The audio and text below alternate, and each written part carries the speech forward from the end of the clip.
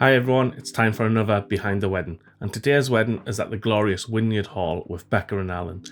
This was my first time shooting at Wynyard Hall, and going into this wedding I knew it would provide some challenges, such as having the drinks reception in the main lounge or foyer due to the incredibly tall ceilings and lack of light, meaning bounce flash power was higher than usual. Without flash and an aperture of 1.4 and 250th of a second, the ISO for the drinks reception was 12,800. That gives you an idea of the lighting in that area, which you'll see on the video, but I knew it was going to be like that, and thankfully not much phases me at weddings anymore, and having the skills, experience and knowledge to tackle any situation really lets me enjoy the wedding day without stress. Anyway, let's jump into the behind the scenes and I'll provide a voiceover walkthrough along with the final edited photos. This is the fourth video in the Behind the Wedding series, so please let me know in the comments if they are helpful, what I could change, etc. Without feedback and comments, it's just a boring channel. I'm here to engage with my subscribers, so don't just watch the video and disappear. Let's go. Here we are inside that main foyer. I mean, just look at the size of it. Like I said, it's 12,800 ISO at 1.4 250th of a second in most places. Here we are in the ceremony room. This is just before Isla Blooms had been in and set it all up. I mean, it looks incredible. I mean, it's Wynyard Hall. It's very grand and looks very, very nice. This is the reception room. Again, it's not done yet, but just look at the size of it. There, you can see from the front, it's an absolutely mammoth place. Isla Blooms now worked the magic on the ceremony room. It looks absolutely incredible. Such a nice room to photograph in, especially with all that light coming from one side. Here's some detailed shots, which I obviously passed on to Isla Blooms, who did the room. And it's just perfect. The only problem I had was with obviously the bride facing away from the light, which we'll have a look at in a bit. Here's the behind the scenes, just me giving a nice little wave to the camera. Again, so this is the ceremony room from the front. We did have a flower arch to negotiate as well. Here's the reception room getting set up. Nice tall flowers on the center. Quick shot of the cake. You know, just nothing fancy. Moved over to bride prep. There was in the cottage, so obviously came in, introduced myself. How's everyone doing? Just nice and relaxed. Don't usually do too many ring shots, but they were there, so took them, set them up, and got a really nice photograph near the window on these green flower pots. So that was really nice. Here I'm using a mirror to create a reflection of the bride getting her makeup done, and it comes out really nice, as you're about to see any second now. So that was shot through the mirror. Again, I'm just using this lamp as a bit of a feature for a photograph, as you can see here. Just trying to find little things, but mostly just trying to do the basics well. So again, here's the bride getting her, well, she's had her makeup done. The makeup artist's obviously taking photos with her phone, so I'm just going to capture that, because obviously I know the bride's probably going to be talking and smiling. I'll crack a few little jokes as well and get some natural reactions while influencing the scene a little. So after that, I headed over to the boys. As soon as I seen one of the groomsmen in a black tie suit, I was like, yippee.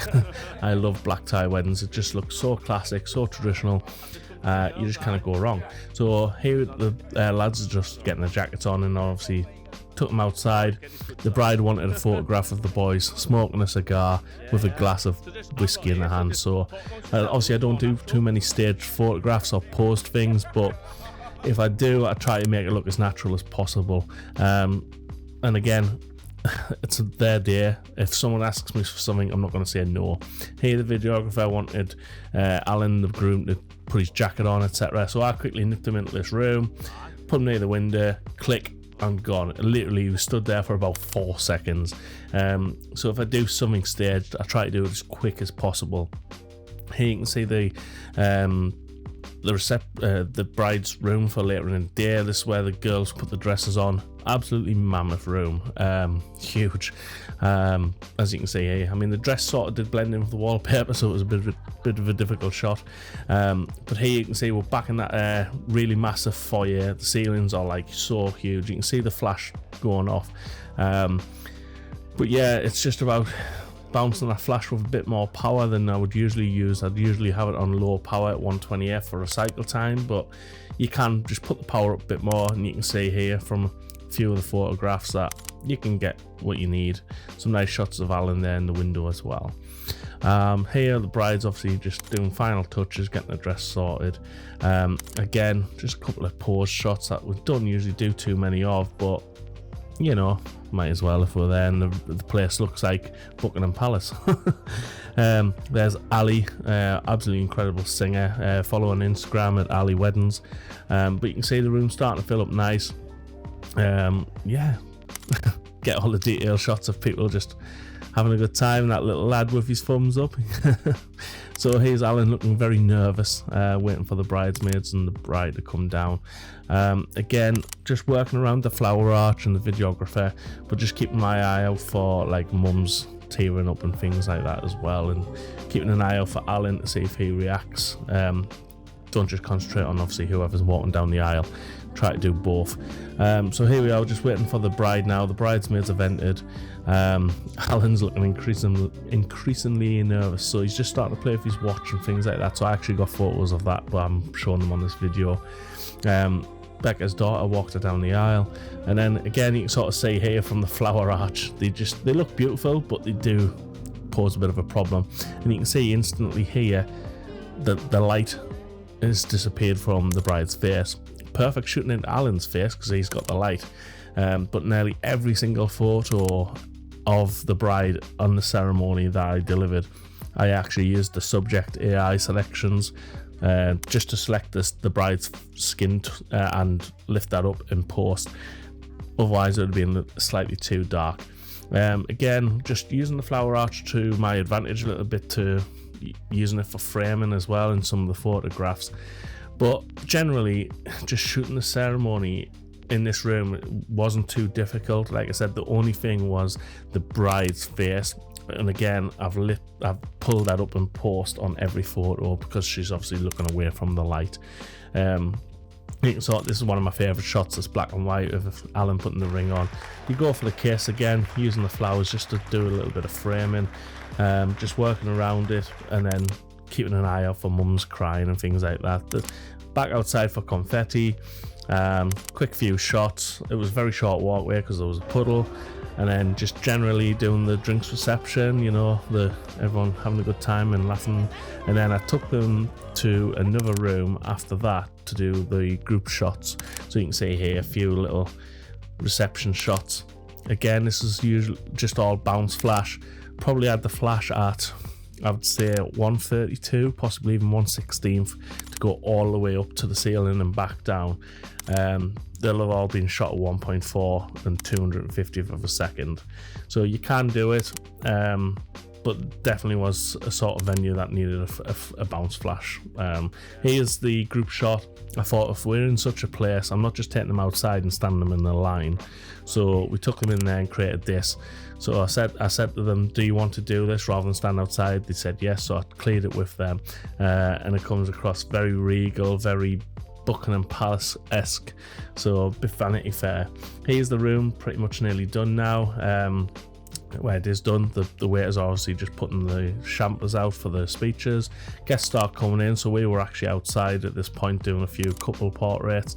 So I'm not going to show too many of them, so just hold hands, go for a walk. We had Matt on sax, nice entrance, got a couple of nice shots of them entering, nice bit of fun. Matt's brilliant. Matt Case on sax, I think is his Instagram. You should be able to find it. And then we had a lovely surprise for Alan. He had no idea. The beautiful and wonderful Miss Emma Royd came in and was giving him a bit of a, it should have been me. So it was really funny. So I've included quite a bit of this in some of the photos, and his face, even the groomsmen were like, who is it? Who? Emma Royd? Who? So really funny. So on Instagram, Emma Royd official, go and check her out. Really good. Here's some of the photos. Just lightened the mood, and everyone had a really good laugh at it. But yeah, I'll shut up and let you enjoy this.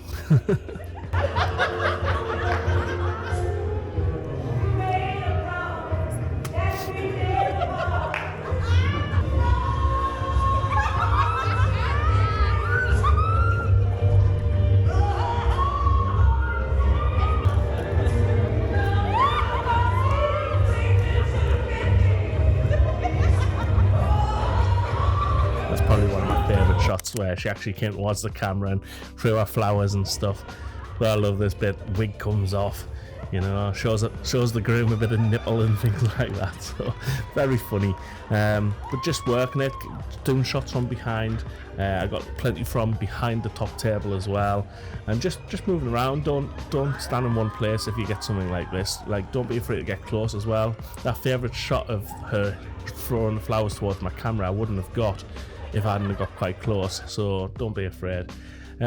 Speeches, just nice and quick, very simple. Again, glass behind, so a lot of the shots of the speeches are shot parallel, so pick one corner of the top table and then shoot along it rather than shooting straight into the glass, a bit like this. I mean, it doesn't look too bad, but you can see here the glass is just sheer white because it's the difference in brightness levels. So shoot along. Right, we've hit the evening. It looks really cool. Happily ever after sign looks really spot on.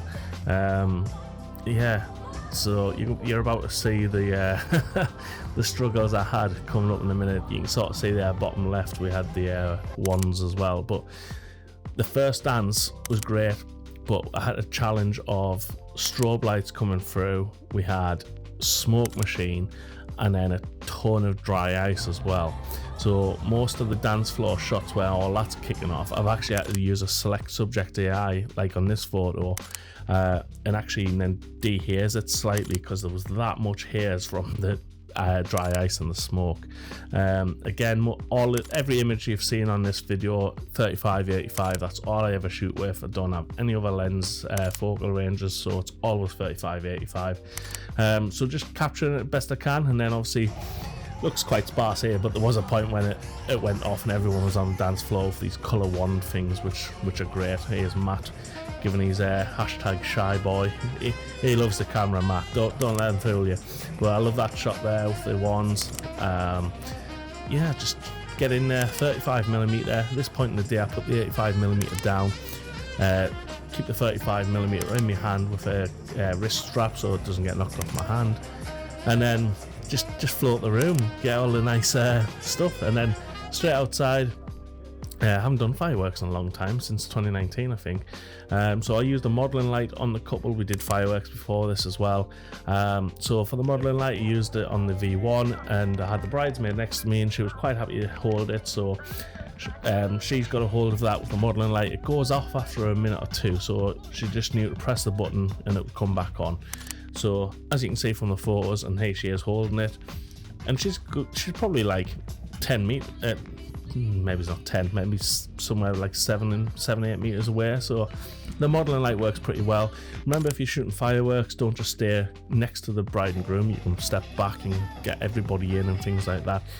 There's a lake in front of these guys, so I didn't want to go down the hill and shoot towards them, so I was shooting towards the building. So I did stay behind them for this firework display. But if the lake hadn't been there, I'd have probably went forward and gotten a shot from that vantage point as well. But yeah, the fireworks was brilliant. It's not very often we get fireworks at weddings. I've done 2 firework displays since I started in 2018, and here's some of the final photos. So when you're shooting these as well, I tend to put the focus on the bride and groom, and then sometimes I'll switch it so the fireworks is in focus. Don't just shoot the bride and groom all the time. You can use your different focal ranges and obviously what you're focusing on. So that's a short look at Rebecca and Alan's day. I obviously can't record the entire day on the Osmo, but hopefully it gives you a taste of how the day was, and you picked something up from it, such as using the modelling light for a couple if they stood outside for fireworks, etc. Thanks so much for watching until the end. If you're still here, don't forget to drop a comment on the video, and if you haven't already, please remember to subscribe and share the love. I'll see you in the next video.